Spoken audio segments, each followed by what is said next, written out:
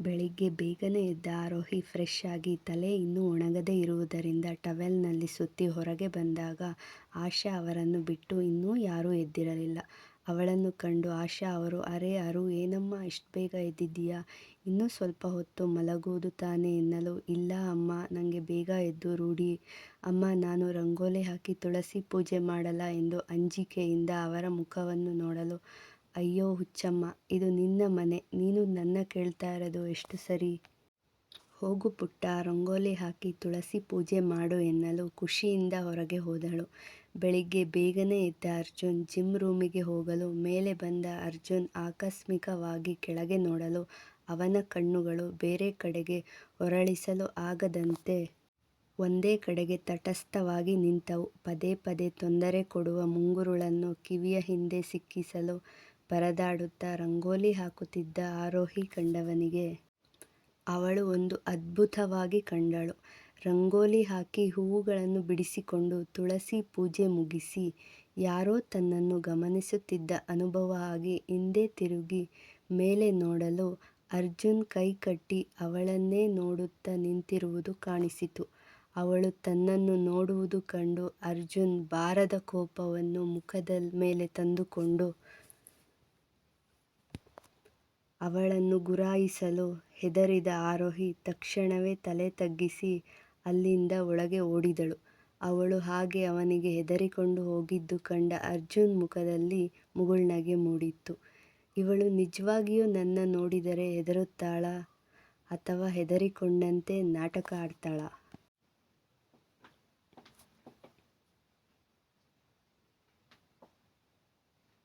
ಅವಳು ಏನಾದರೂ ಮಾಡಿಕೊಳ್ಳಲಿ, ನನಗೆ ಅದು ಬೇಡದ ವಿಷಯ ಎಂದು ತಲೆ ಆಡಿಸಿ ಅಲ್ಲಿಂದ ಅವನ ಜಿಮ್ ರೂಮ್ ಹೊಕ್ಕನು. ವೇಗವಾಗಿ ಒಳಗೆ ಓಡಿ ಬರುತ್ತಿದ್ದ ಆರೋಹಿಯನ್ನು ಕಂಡ ಹೇಮಾ ಅವರ ಮುಖದಲ್ಲಿ ಮಂದಹಾಸ ಮೂಡಿತು. ಅರೆ ಅರು, ಇದೇನು ಇಷ್ಟು ಬೇಗ ಎದ್ದು ಆಗಲೇ ಸ್ನಾನ ಮಾಡಿ ಪೂಜೆ ಕೂಡ ಮುಗಿಸಿಬಿಟ್ಟಿದ್ದೀಯಾ? ಕಾಫಿ ಕಪ್ ಹಿಡಿದು ಬಂದ ಆಶಾ ಅವರು, ಅಮ್ಮ, ನಮ್ಮ ಅರು ಸೇಮ್ ನಿಮ್ಮ ಹಾಗೆಯೇ ಎಲ್ಲ ಕೆಲಸದಲ್ಲೂ ಶ್ರದ್ಧೆ ವಹಿಸಿ ಮಾಡುತ್ತಾಳೆ ಎಂದು ಕಾಫಿ ಕಪ್ ಹೇಮಾ ಅವರ ಕೈಗೆ ಕೊಟ್ಟು ಅರ್ಜುನ್ನ ಪ್ರೋಟೀನ್ ಡ್ರಿಂಕ್ಸನ್ನು ಆರೋಹಿ ಕೈಯಲ್ಲಿ ಕೊಟ್ಟರು. ಆಶ್ಚರ್ಯದಿಂದ ಅವರ ಮುಖವನ್ನು ನೋಡಲು ಹೇಮಾ ಅವರು, ಅರು, ಇದು ಅಜ್ಜು ಕುಡಿಯುವ ಪ್ರೋಟೀನ್ ಡ್ರಿಂಕ್ಸ್, ಮೇಲೆ ಜಿಮ್ ರೂಮಿನೊಳಗೆ ಇರ್ತಾನೆ, ಇದನ್ನು ಅವನಿಗೆ ಕೊಡು ಪುಟ್ಟ ಎನ್ನಲು ಮೇಲೆ ಅದು ಅರ್ಜುನ್ ರೂಮಿಗೆ ಹೋಗಲು ಹೆದರಿಕೊಂಡ ಆರೋಹಿ, ಅತ್ತೆ, ಅದು ಇದನ್ನು ನೀವೇ ಕೊಟ್ಟು ಬನ್ನಿ ಎಂದು ತಲೆ ತಗ್ಗಿಸಿ ನಿಲ್ಲಲು, ಅಯ್ಯೋ ಹುಚ್ಚಮ್ಮ, ನೀನು ಹೀಗೆ ಅವನಿಗೆ ಹೆದರಿಕೊಂಡು ದೂರ ಉಳಿದರೆ ಹೇಗೆ? ನೀವಿಬ್ಬರೂ ಸಂಸಾರ ಮಾಡುವುದು ಅವನೇನು ಹುಲಿಯ ಅಥವಾ ಸಿಂಹನ? ಸುಮ್ಮನೆ ಹೋಗಿ ಬಾ ಎಂದು ಅವಳ ಮುಖವನ್ನು ನೋಡಲು ಅವಳು, ಅತ್ತೆ ಪ್ಲೀಸ್ ಎಂದು ಕೇಳಲು, ನೋಡು ಅರು, ಅಜ್ಜು ನಿನ್ನ ಗಂಡ, ಅವನ ಕೆಲಸಗಳನ್ನು ಮಾಡುವುದು ನಿನ್ನ ಕರ್ತವ್ಯ, ಹೋಗು ಇದನ್ನು ಕೊಟ್ಟು ಬಾ ಎಂದು ಅವಳಿಗೆ ಸಣ್ಣಗೆ ಗದರಿಸಲು ಅವರ ಮಾತಿಗೆ ಎದುರುತ್ತರ ಕೊಡಲು ಬಯಸದ ಪ್ರೋಟೀನ್ ಡ್ರಿಂಕ್ಸ್ ಹಿಡಿದು ನಿಧಾನವಾಗಿ ಮೇಲೆ ಹೋದಳು. ಅವಳ ಭಯವನ್ನು ಕಂಡು ಆಶಾ ಅವರು, ಅಮ್ಮ, ಅರು ಹೀಗೆ ಅಜ್ಜುಗೆ ಹೆದರಿಕೊಂಡು ಹಿಂದೆ ಸರಿದರೆ ಆ ಕೋಪಿಷ್ಠನನ್ನು ಪಳಗಿಸುವುದು ಹೇಗೆ? ಹೌದು ಆಶಾ, ನನಗೂ ಕೂಡ ಅದೇ ಚಿಂತೆಯಾಗಿದೆ. ಮೊದಲೇ ಅವನು ಕೋಪಿಷ್ಠ, ಮೂಗಿನ ತುದಿಯಲ್ಲೇ ಕೋಪ ಇರುತ್ತೆ. ಈ ಹುಡುಗಿ ಅವನಿಗೆ ಎದುರು ಮಾತನಾಡುವುದೂ ಇರಲಿ, ಅವನ ಮುಖವನ್ನು ನೋಡಿದರೆ ಸಾಕು ಹೆದರಿ ನನ್ನ ಹಿಂದೆ ಸರಿದು ನಿಲ್ಲುತ್ತದೆ. ನೋಡೋಣ ಮುಂದೆ ಏನಾಗುತ್ತದೆ. ಆಶಾ, ಪೂಜೆಗೆ ಎಲ್ಲ ತಯಾರಿ ಆಗಿದೆಯಾ ಎನ್ನಲು, ಹೌದು ಅಮ್ಮ, ಅಶು ನೆನ್ನೆಯೇ ಸತ್ಯನಾರಾಯಣ ಪೂಜೆಗೆ ಬೇಕಾದ ಎಲ್ಲ ತಯಾರಿ ಮಾಡಿದ್ದಾರೆ ಎಂದರು. ಸರಿ, ನೀನು ಪ್ರಸಾದದ ಕಡೆ ಗಮನ ಹರಿಸು, ನಾನು ಆ ಹುಡುಗಿ ನಿತ್ಯ ಏನು ಮಾಡ್ತಾ ಇದ್ದಾಳೆ ನೋಡಿಕೊಂಡು ಬರ್ತೀನಿ ಎಂದು ನಿತ್ಯ ಇದ್ದ ರೂಮಿಗೆ ನಡೆದರು.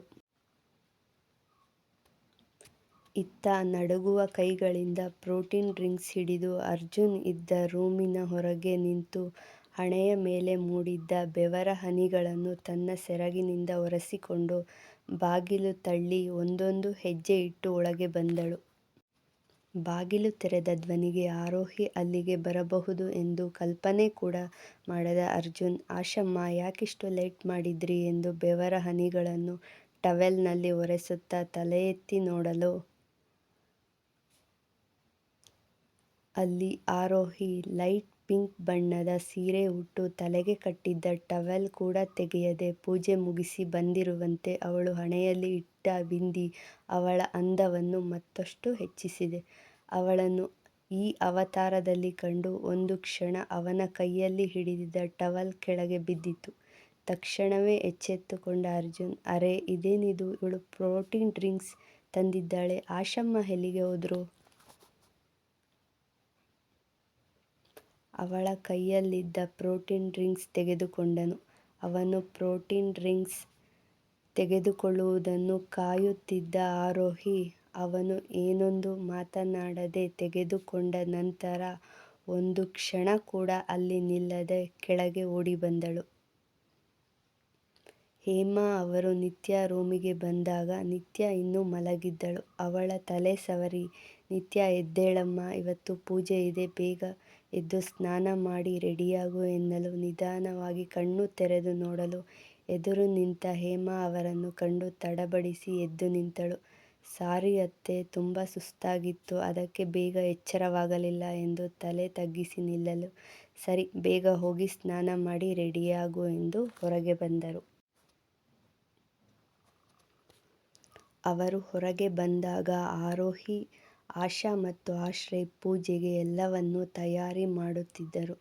ಆರೋಹಿ ಬಳಿಗೆ ಬಂದ ಹೇಮಾ ಅವರು, ಅರು ಪುಟ್ಟ, ಹೋಗಿ ಬೇಗ ರೆಡಿಯಾಗು ಎನ್ನಲು ಸರಿ ಅಮ್ಮ ಎಂದು ತನ್ನ ರೂಮಿಗೆ ನಡೆದಳು. ಆರೋಹಿ ರೂಮಿಗೆ ಬಂದಾಗ ಬಾತ್ರೂಮ್ನಲ್ಲಿ ಬರುತ್ತಿರುವ ನೀರಿನ ಶಬ್ದ ಕೇಳಿ ನಿತ್ಯ ಎದ್ದಿರುವುದು ತಿಳಿದು ಅವಳು ಎದುರು ಬಂದು ಮತ್ತೆ ಮನಸ್ಸಿಗೆ ನೋವಾಗುವ ಹಾಗೆ ಮಾತನಾಡುವುದು ತಿಳಿದು ಬೇಗ ಸೀರೆ ಉಟ್ಟು ರೆಡಿಯಾಗಿ ರೂಮಿನಿಂದ ಹೊರಗೆ ಬಂದಳು. ಅವಳು ಹೊರಗೆ ಬಂದಾಗ ಆಗಲೇ ಎಲ್ಲರೂ ಪೂಜೆಗೆ ಬರುತ್ತಿದ್ದರು. ಹೇಮಾ ಅವರೊಟ್ಟಿಗೆ ಎಲ್ಲರನ್ನೂ ವಿಚಾರಿಸಿಕೊಂಡು ಅವರ ಜೊತೆಗೆ ನಗುತ್ತಾ ನಿಂತಿದ್ದ ಆಕಸ್ಮಿಕವಾಗಿ ಅವಳ ಕಣ್ಣು ಮೇಲೆ ಹೋಗಿತ್ತು. ವೈಟ್ ಪಂಚೆ ಶರ್ಟು ಉಟ್ಟ ಅರ್ಜುನ್ ಕಂಡನು. ದೂರದಿಂದ ಅವನನ್ನು ಕಂಡ ಆರೋಹಿ ಕಣ್ಣುಗಳು ಅರಳಿದವು. ನಿಜವಾಗಿಯೂ ಇವರು ಇಷ್ಟು ಚೆನ್ನಾಗಿದ್ದಾರೆ, ಆದರೆ ಯಾವಾಗಲೂ ಮುಖ ಬೆಂಕಿ ಹಾಗೆ ಉರಿತಾನೇ ಇರುತ್ತದೆ.